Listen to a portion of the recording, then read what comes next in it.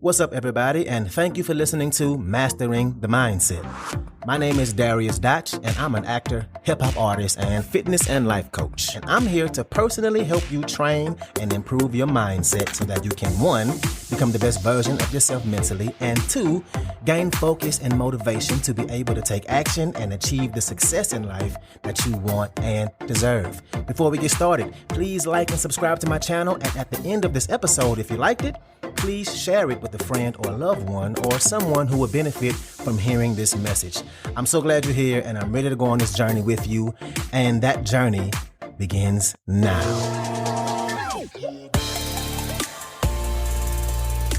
Okay. So I have been waiting to do another episode like this one. I think with the weather changing, it's springtime, nature is beautiful, the lake is looking sexy, people got less clothes on right now that it's warm, and procrastination is at an all-time high for some people. And not just because of the weather. You can be procrastinating for a bunch of other reasons too. Maybe it's something that's hard, or maybe you just really don't want to do it right now, or maybe you are scared to start it. Fear is another big one. But for whatever reason it may be, if you're feeling like you're a procrastinator or you've been procrastinating, then this episode is definitely for you. So first I want to talk about your vocabulary, as I can't even say the word. But let's talk about your vocabulary. What we need to do is stop identifying with being lazy or being a procrastinator. Because whatever you identify with, you will take actions as. So let's say I identified as somebody who comes from an overweight family and I'm overweight myself, and there's no way I'll ever be in shape. I'm not going to take the same actions as a fit person. I'm not going to work out the same amount. I'm not going to eat the same food. If I say I'm a hustler, I'm going to change the actions I take. The identity I have for myself in my head will dictate the actions I take. So before we get to the list, you have to change your identity. Instead of saying I'm a lazy person, no, you used to be. Instead of saying I'm a procrastinator, no, you used to be a procrastinator, which leads me to my first point. Number 1, just admit to what you're doing. Admit to that laziness. Don't call yourself a lazy person, but admit your laziness. You have to admit to yourself so you can start working towards it. You can't work through something and improve something if you don't first admit that the problem is there in the first place. So just call it what it is. I have been lazy. And once you admit it, you can start to work through it. You can start to overcome it. You've been lazy and you're going to change that. You've been a person who procrastinates and you're not going to do that no more. You won't take on that identity anymore. Just like when I was in college, I used to smoke weed all the time. I identified as a pothead. I smoked enough for a whole lifetime when I was in college. Especially, I knew the football team didn't have the budget to test players for weed, only growth hormones, and I didn't identify as a person who takes steroids. But I did identify with being a pothead. Hell, I took pride in how much weed I smoked back then, how strong the weed was, and I was smoking a lot, right? But I don't identify as a pothead anymore. I don't take those actions. I still smoke, but only on occasion, right? So you have to first admit that, yep, this is who I have been, but this ain't who I'm going to be moving forward.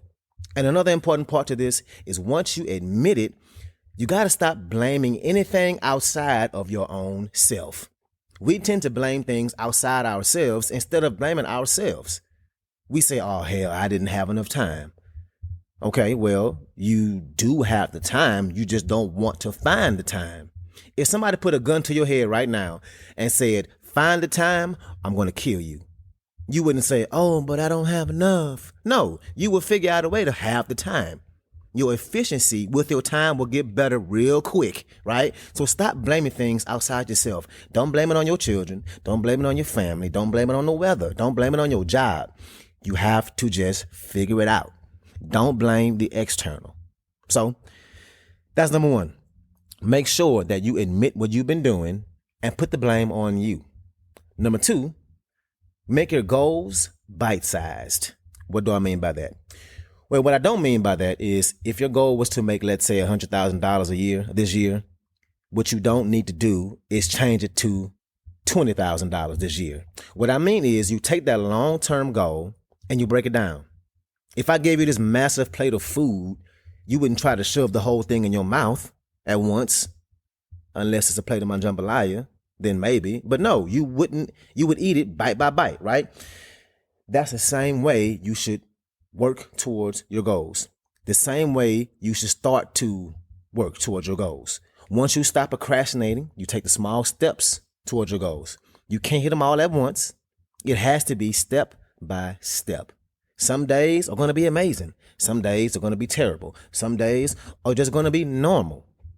And I've used this analogy before, but it's a really good one for this example. So I'm going to use it again. So let's say you want to make that $100,000 this year and you're in sales and you know that, okay, my sales percentage is this, my closing percentage is this, and you did the math and you know that if you project it out over a year, you have to make 250 calls a week.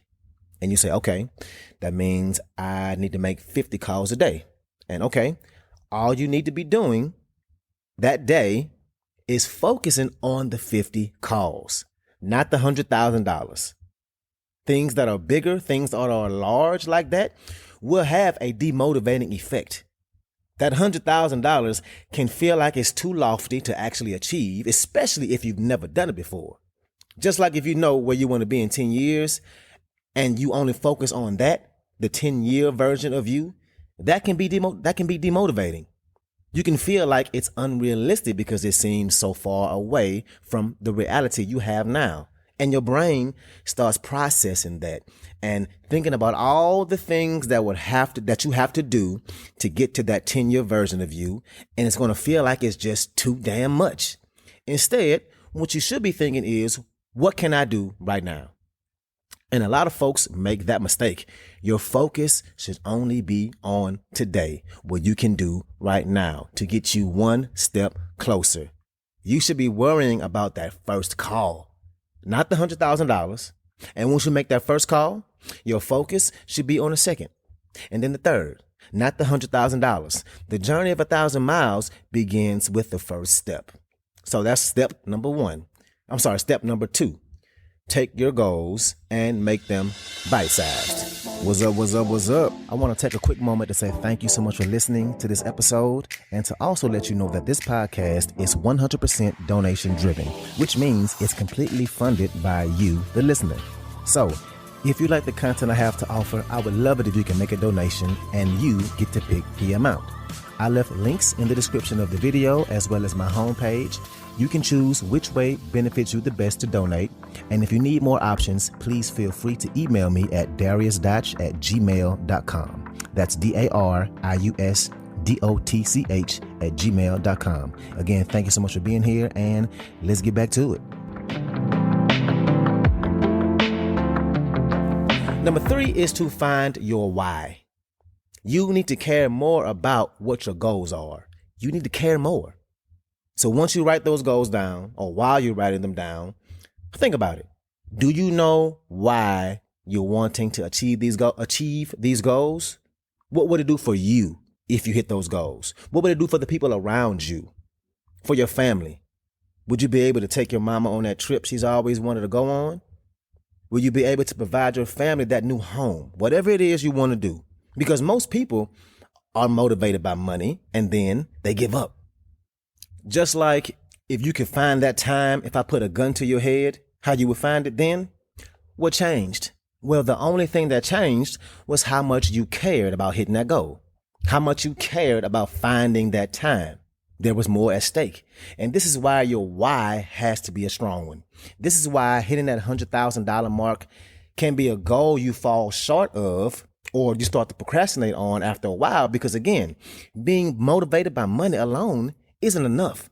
Hell, we all want money. Money will motivate us to a certain extent. Then, most of the times, we give up.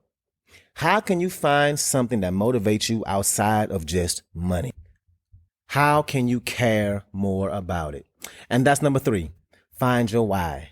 And finally, number 4 is to get rid of your distractions. And this is really an important one because throughout the day, You ain't just laying there and staring at the ceiling. You're not just looking up in the clouds all day. No. Even when you're not doing anything, you're doing something. You're on your phone, on the computer, talking to somebody, you're washing your car for the 4th time this month, whatever it is, we're all doing something. We're always doing something. When you're not doing anything, you're doing something.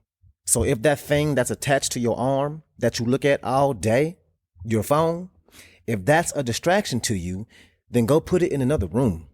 And I'm telling you from my own personal experience that this is something that will 100% help with procrastination. And let's be honest, this ain't nothing new to you. You know that phone is probably the biggest distraction in your life. And one thing that I need to get better at my damn self, because I use my phone a lot for work, but the best thing to do is put it in another room. To have it out of your sight completely, because we've all been there. The phone is next to you and you see it and you pick it up and you check a message or notification. Then the next thing you know, you look up and it's been 17 minutes and you're like, shit, I did it again. It got me. And the thing is, your cell phone and all the apps on there, and especially social media, they are designed to be addicting. Literally. It's why on average, we scroll through our news feed and timeline the length of the entire Empire State Building every day. That's an addiction. So what can you do to remove your phone if your phone is a distraction? Do you put it on airplane mode? Do you put it in another room? Is Netflix a distraction? What do you do to get rid of it? Do you unplug the TV? Do you work away from home so you're not tempted to turn the TV on? How can you take all your day-to-day distractions and remove them from your life? It's possible, not easy, no, but you have to be deliberate about it. So that's number 4. Remove your distractions. And that's it, y'all. It's really straightforward. Nothing you didn't already know. And that's the most frustrating part about procrastination. We know when we're doing it. We know why we do it. And for the most part, we know how to stop doing it, but we don't. So this was just a little reminder. And I challenge you to try these. They definitely work for me, and I know they will work for you. Your procrastination is keeping you from having the life you want. And the good news is you can definitely change it. I know you can. So let's get it in. So that's what I got for you today. If you like this episode, please share it with somebody that can benefit from this, somebody who is a friend or a family member, somebody who has goals and is trying to improve their lives. So thank you again, and let's get it in.